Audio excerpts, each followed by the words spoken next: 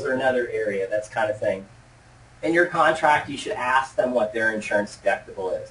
Most of the attorneys will say, contractor needs to declare what your deductible is.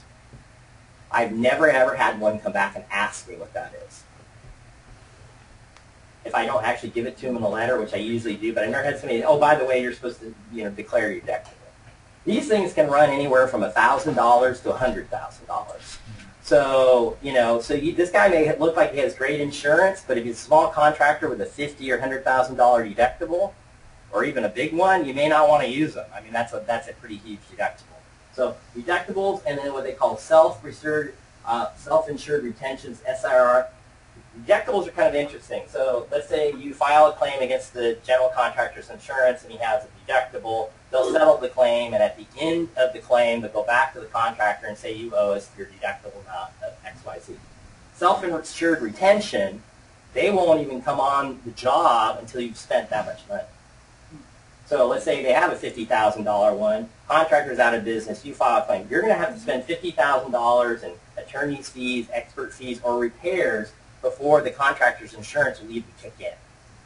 And more of them are going to self-insured retentions for obvious reasons than the deductible route, because it makes it more onerous on whoever's putting the claim in to actually get insurance coverage. So those are kind of things. And then I think the other thing is the quality of the insurance policies. Not as big an issue here. A couple of years ago, they were selling, some guy was selling through an Indian tribe a bunch of liability policies in Southern California. The contractors had all kinds of issues with that.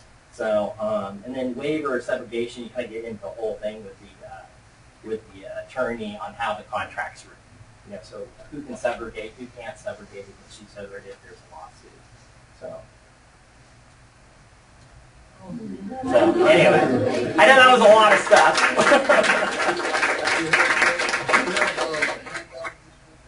I can email it to you, and I'm actually even happy to put one together for your community. Come out, look at your buildings, and go through all that stuff. Yeah, okay. Be happy to do that.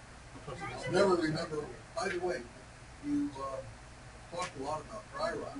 Yes. But you didn't mention my favorite crawly critters, termites.